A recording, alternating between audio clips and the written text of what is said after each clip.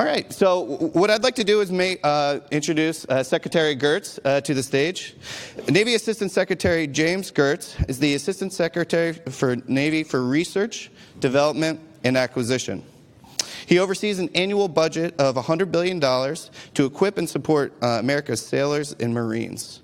Before joining the Navy, Secretary Geurts served as the acquisition executive at U.S. Special Operations Command, where his leadership led to innovative solutions to speed the best technologies to special operators located around the world. Secretary Geurts has 30 distinguished years in joint acquisition service and was one of the first leaders that we thought of when it came to putting together the agenda for this event. Secretary Geurts graduated from Lehigh University's ROTC program, where he earned a commission in the U.S. Air Force, and from there served in quite a few areas across, as he said, a joint service mutt in a lot of ways. He earned his bachelor's and master's in electrical engineering and also attended Harvard's Kennedy School's Executive Leadership Program. So, Secretary Geurts, can you join me on stage? All right.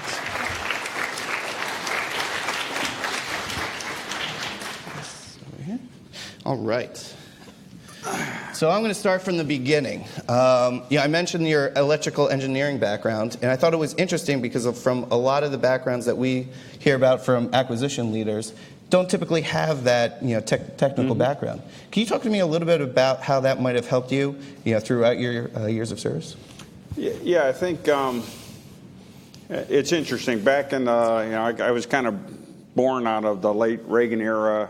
And the Air Force at the time had a very deliberate talent strategy. Mm-hmm. And their strategy was go find folks with technical degrees and put them right into the acquisition process as a second lieutenant. And that way you can, as a career, kind of learn the business. Some of the other services tend to bring in the acquisition military folks later in life. And I think the other, mindset of the Air Force at the time was if you're going to lead very technical programs, it helps having a technical background, and so that's served me well. I was kind of laughing on the way in because I was waiting to go on active duty and lived in an apartment right up the street here in Roslyn, mm-hmm. and for about 9 months worked for a small IT business writing proposals. And while the technical degree helped me a lot, mm-hmm. Doing the billable hours during the day, BNP on weekends and nights, and seeing a company put itself out there for one RFP and trying to understand how to talk to the government, which was always sometimes hard to understand. That probably prepared me even more than a technical degree for coming in here. And so as I look at how the DoD needs to continue to shape its approach, a lot of it revolves around figuring out how to reduce the friction and increase the communication. Okay. Because I think sometimes we completely talk past each other. We ask for things that either can't exist or aren't the right things. And then when folks propose an innovative solution, it doesn't match what we asked for. Therefore, we don't pick it, even though it's the better solution. And so, anyway, both of those have helped me a lot through the years. All right. Well, like I was saying a little bit earlier, our theme for today is really talking about bringing on some of those best technologies, into federal and defense agencies. So you've seen quite a few changes over the years of service there, mm-hmm. and as the world has been changed and accelerating, how has that affected the acquisition and procurement processes as you've seen it? So I think, just pick up the news this morning, right? We kind of live a little bit in what I would call the age of surprise, where it's really, I was talking to somebody else this morning.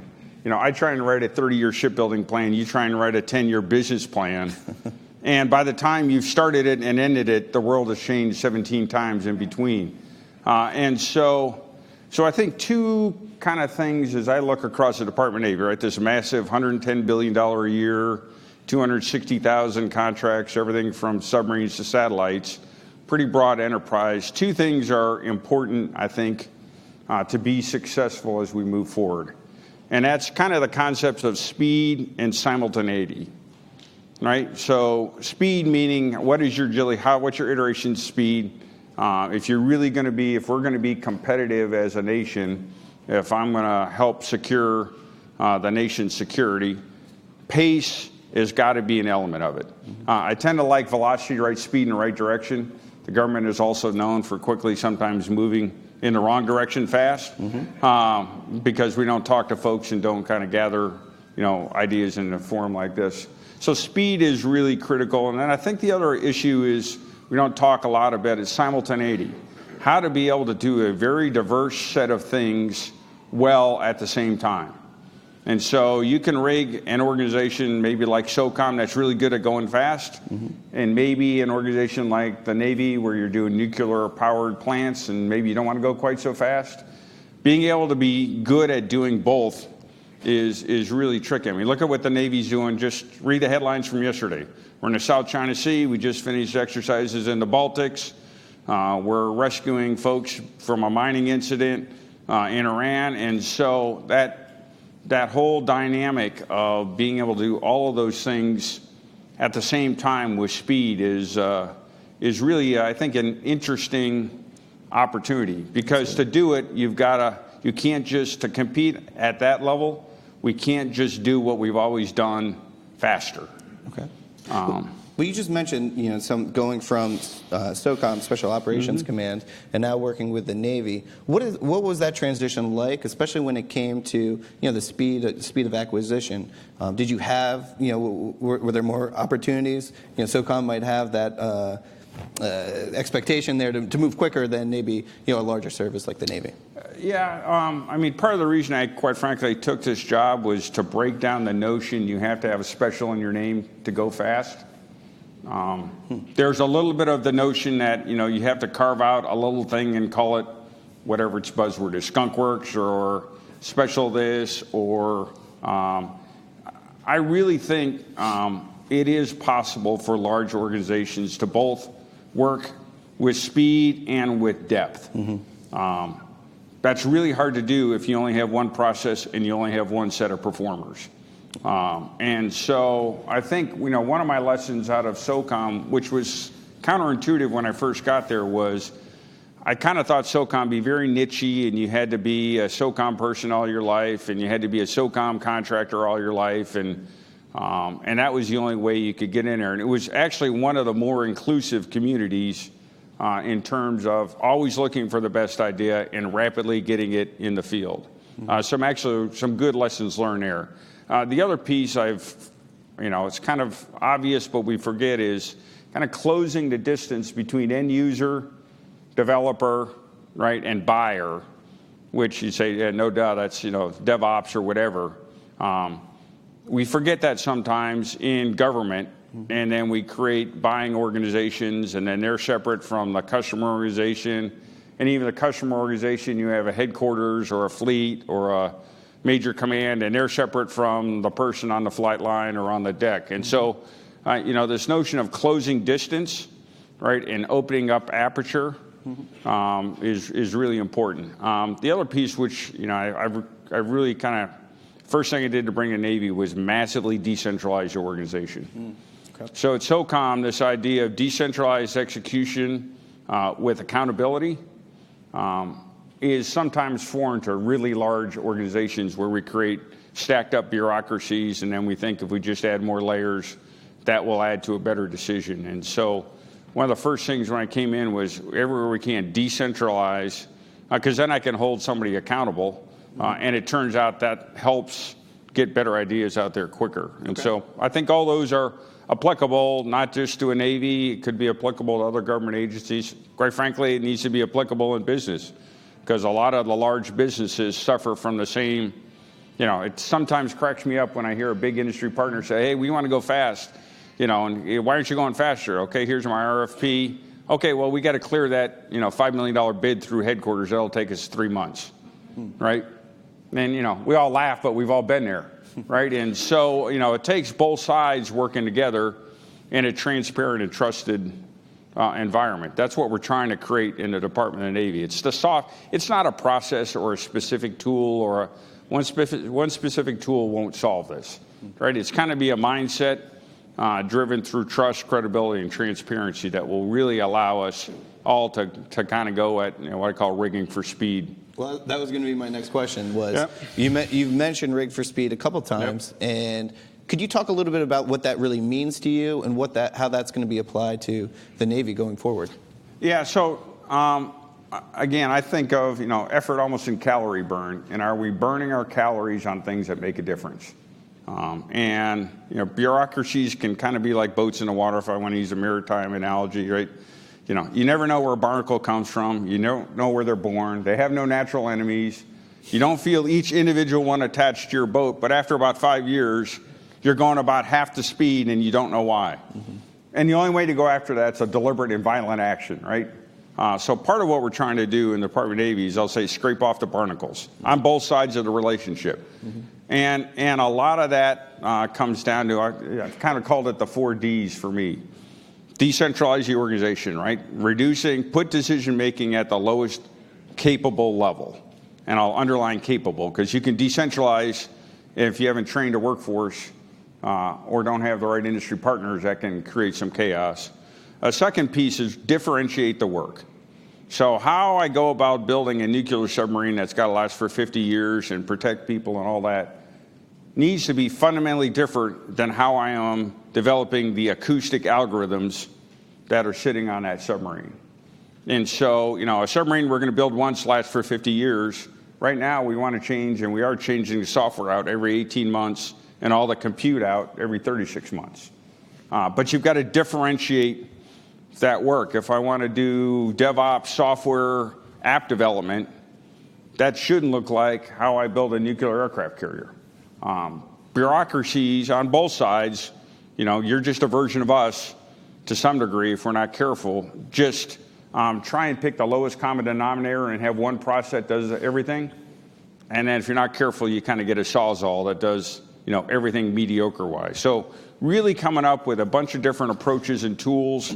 I think when I left SOCOM, we had 17 different ways to acquire something, right? So if I can come up with a bunch of different tools and then empower and enable the workforce to pick the right tool and let them go run with it, then we'll get speed. Third piece, again, where a lot of you come in, is really take advantage of the power of digitization. Right now, to some degree, all we're doing is doing in digital what we've done the same way in analog. But we own 2 of the most complex digital models in the world, a nuclear submarine and nuclear aircraft carrier. Thinking through, if you really have a digital model, how does that fundamentally change the business relationship, how we support the ship, how do we repair the ship, how do we bring IT, you can kind of fundamentally rethink how we're doing system. Right now, I've given the guys a challenge. You have 24 hours to get from compile to combat, right? So I want you to be able to write code and in 24 hours have it compiled through all the integration checks, all the cyber checks, disseminated all around the world and uploaded on the combat system. We're not going to be able to do that just by doing the old process faster, right? We're going to have to fundamentally, it's causing us to fundamentally rethink how we approach stuff. And then the last one, and not because it's last, because it's least important, but most, is develop talent, right? We are all challenged with getting talent in the depth and breadth that we need. And we're not going to be able to do it as a Navy all organically.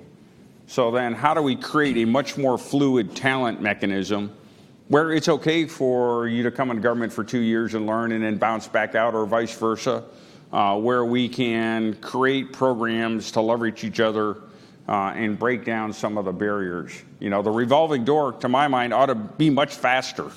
And so I think we challenge those 4 Ds as a community.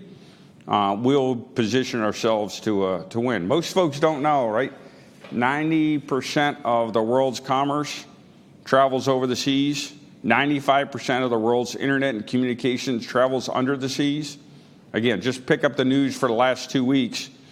For the Navy, for the nation to be strong, you need a strong Navy that can be competitive all around the world simultaneously. We cannot do all that organically, right? That's where we've got to break down our own preconceived notions. I kind of like the video of, you have to own it to trust it. Mm-hmm. I don't believe that's the case. Yeah. So when you were at U.S. Special Operations Command, I was able to take a tour of what looked like a small brick building in Ybor City, which is outside headquarters there. And I didn't know what to expect because I heard about this thing called SoftWorks quite a bit. And that was an initiative that you really championed when you were at U.S. Special Operations Command when it came to, like you were saying, bringing in new talent. You wanted to create a way in which some of these smaller technology companies or some of these other minds could tackle some of the harder challenges that special operators were facing from the battlefield. So there was the creation of SoftWorks. Could you talk a little bit about how that came to be, why you think it was successful, and how you are applying that to the Navy now with the creation of Naval X? Yeah, sure. So my concern at SOCOM at the time was a very successful organization, incredibly successful on the battlefield, incredibly susceptible to not seeing something changing in the world. So it's really hard to change when you're good at something, right? Right? It's really hard because, you got books written about you, you got movies written about you, and we tend to overvalue that expertise and then don't understand when something changes, and that expertise may not be the expertise that allow you to be successful. So the old, military is really good at winning the last war kind of thing. The other challenge that worried me down there, which worries me a little in the Navy, we'll talk about that, is there's lots of great ideas out there, and as the percentage of the population in the country is less and less military experienced or military connected, I thought to myself, if you had a great idea for SOCOM, how would you get to me? And I couldn't figure it out, right? If it takes you hiring a business development person who used to be in SOCOM, and that's a 3-year process, the really good folks just aren't going to deal with that. They're going to move on. And so I was really afraid, one, we made it really hard to get good ideas in, and then two, we didn't have somewhere that would challenge our own thinking. And so that was kind of the SoftWorks model. Open door, anybody can come in and really get the kind of return on collisions up. Navy, so, I was a little bit, everybody, first I came in the Navy, where's the Navy works? And I'm also sensitive that what works somewhere else doesn't necessarily work in the same form. The Navy, to its strength, has an incredible depth of technical talent. They did not, like at some of the other government agencies, rid themselves of good organic talent. The challenge in the Navy, it's a very widespread set of missions, right? Everything from submarines to aircraft carriers to ships, and we're fairly dispersed, right? 20 warfare centers across the country. So the real issue for the Navy, first issue, was connecting ourselves to ourselves. There's a little bit of innovation theater going on around the country right now, and everybody has their innovation thing, which is great, but they're not necessarily connected. And you could be in Newport, which may be our cluster for undersea innovation, and have a great idea that could help, let's say, the aircraft side of the Navy, and you have no way to kind of arc that gap. And so what we've done is create what I call a thing called Navy X. And their whole mission is connect up all the elements within the Navy that are kind of pressing on this agility piece. They're not to invent things, they're to get you to the folks who are inventing things and connect pieces together. We're doing a thing called Tech Bridge, right? Which is, hey, if you've got a problem, you can connect in this Navy X network and you'll find a person who may have a solution somewhere across the Navy or through other folks. Or if you've got a solution, you can walk into any kind of one of these nodes and suddenly that solution can get broadcast across the network and looked at. I think if we can do that connection piece now, again, for a very large organization, one little innovation hub is not the secret to the Department of the Navy innovation. It is connecting up all of our vast pockets of innovation occurring in isolation. And that's kind of what Naval X is doing. We do have a storefront similar to SoftWorks. Okay. So if you go down, it's down in Alexandria. Anybody can walk in. We're going to mobilize our small business. So I've got a network of small business professionals.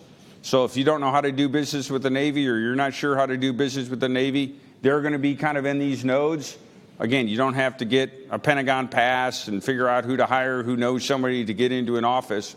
It's really kind of walk in the door. Because in my mind, the easier I make it for you to bring us an innovative solution, and the way to do that in the least amount of time and the least amount of cost, will attract you bringing us innovative solutions. If it takes you 9 months to fight through the bureaucracy and hiring a bunch of overhead, that's not likely to be a path to success. And then the third piece they're doing for us is building playbooks, back to this idea of lots of tools. So we are, I'm not very smart, I'm a hell of a poacher, right? I will steal from anybody. So my favorite form of R&D is rip off and deploy, right? And so whether it's a best practice in industry or a best practice in another government agency or a best practice in a sister, these super connectors are all there out hungry to connect, right? And their measure of performance isn't invent. So a lot of, sometimes the worst collaborators are innovators, right? They love it if you pick up their idea, but maybe not somebody else's. And so how do I then, I've got a 70,000 person government workforce. Training that talent on all the different tools can be really challenging if you're doing it, where each has to learn from scratch. Yeah. So if you've got ideas, you want to, walk in the door. Mm-hmm. If you don't know how to do business with us, we'll link you up with a small business professional, one of our buying professionals. If you've got an idea that you just don't know where to shop it in the Navy, these connectors, this Naval X team is here to kind of work across it. I think there's some real opportunity there because, right, we're not going to find more money. This is not a money issue. It's not finding the golden process issue. It's connecting folks in a culture that values, right, mission output, not process compliance. Mm-hmm. Yeah, I think that's extremely powerful. I mean, I got to see it firsthand when I was down in Ybor City. I think there was a group that came in with some ideas to apply to some of the drone technology that SOCOM was working on. And it was just powerful to see them come, introduce themselves, and there was a process in place to get them right in the door. A smaller company didn't have, like you were saying, the business development background, but we're able to gain access and start that process. Yeah, last year, we awarded over $15 billion direct to small businesses primes. Wow. And so, there is ample opportunity. And some of the business, particularly in the IT business space, the other thing we're doing is opening up our architectures and approaches, right, to get out of a little bit of what's traditionally been an OEM lock. Right, so we have now built full digital twins for our most complex weapons, our Aegis combat system. And so you could envision being able to walk in, and if you have an algorithm, being able to immediately put that on the network, play around with it, and then demonstrate a capability for the Navy without having to fight all the way through the kind of big prime contractor. And there's a great role for prime contractors, building large ships and putting architectures together. It's not an either or in my mind, it's an either and. And I think this will help us get there. Wonderful. Naval agility is something that you're really focused on in one of your priorities as well. Could you talk a little bit about what that means and how that applies to the Navy? I'm not a big fan of innovation as a term because I think we hide everything we're doing under that term, and you can do what you were doing yesterday and call it innovation, and it kind of means everything to everybody. I tend to like, a little bit back to my SOCOM. What was one of SOCOM's real strengths?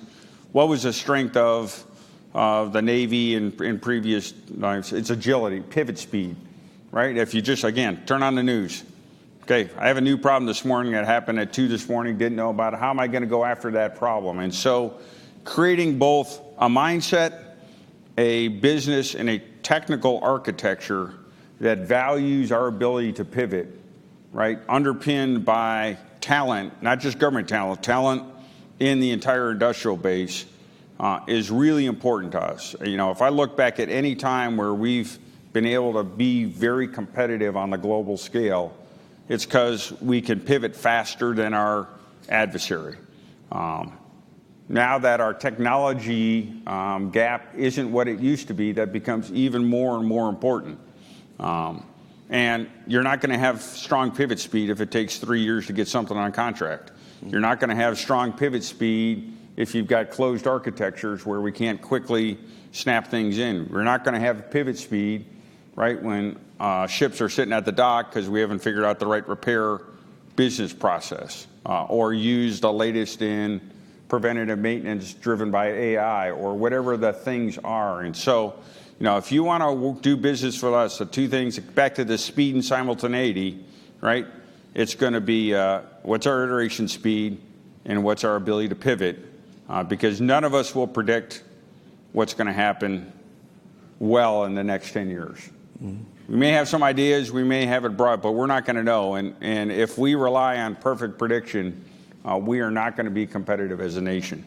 That's what I'm trying to kind of get out. And it's counterintuitive to a large bureaucracy that prides itself on 50 years of expertise in an area, right? It takes some organizational humility to understand that there's a better idea out there, and it's better for us to grab that better idea than try and invent it ourselves. Okay. Has that been a challenge for you in terms of dealing with, pivoting that cultural mindset? Sure. I mean, again, the strength, I am very, very proud of the way the Navy has, and when I say Navy, Department of Navy, both Navy and Marine Corps, they've taken it on as a challenge. They're not fighting it from we don't want to do it, or we don't believe we need to do it. The trick for all of us is the mechanics of how to do it, on both sides of the aisle.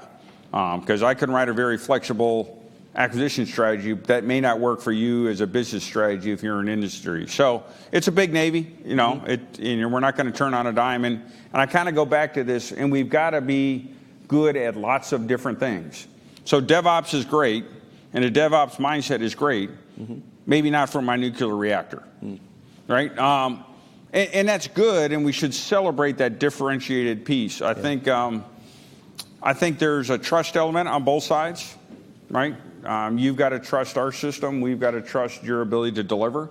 We don't talk enough about that trust. But I think if we get our speed up and our iteration speed up, we'll learn even if it doesn't work. Okay. And that to me is one of the elements that I think will enable success for us. We've got to do it. It's not like, it's hard, right? The only person that likes change is a baby with a wet diaper, right? I mean, we all like to be the person directing change. We all hate to be the one being directed to change, right? I mean, it's just, it'd be easy if it wasn't for humans. So we shouldn't beat ourselves up too much that it isn't happening at the, because somebody said it was thing or did an interview or something, right? And quite frankly, in the DoD, stakes are incredibly high, right? I'm not a startup that I can afford to fail. You cannot afford for me to fail as a Navy. Translating that, but it's okay to fail when we experiment and try things is a hard, it's just a very challenging, that's why I love innovation in public service, because it's really hard, right? But if we don't do it, we're not going to succeed. And so to the degree that we can open up our aperture to invite in new ideas and celebrate new ideas and celebrate, as Dr. Roper says, celebrate, rapid learning moments, which may not be a program success, but you learn something from it, I think will really be, can really be powerful. We have the capability to do this. I'm not in the victim defeatist mode. We've done this multiple times as a nation. Just in my 18 months, I've been amazed on both sides, industry and the government, at some of the things we've got to be able to do. Now it's just really scale, right, and making it sustainable so it's not a cult of personality or a once and done, and then a year from now we kind of, organizations are like big pieces of plastic. You apply a lot of heat, they'll bend a little bit. When the heat goes, they'll want to snap back, right? Unless you change things at the molecular level. And so what I'm asking for your help is help us change it at the molecular level. Let's not just call what we've always done something different, and then as soon as the heat goes away, it snaps back. That's not where we need to get to. We need to go after some fundamental change. The only way we're going to do that is working together. Okay. I think that's a great place to finish here. Okay. So I want to thank you very much, Sure. Secretary Geurts, for joining us. That was a great opportunity there. So thank you so much, sir. Thank you. All right.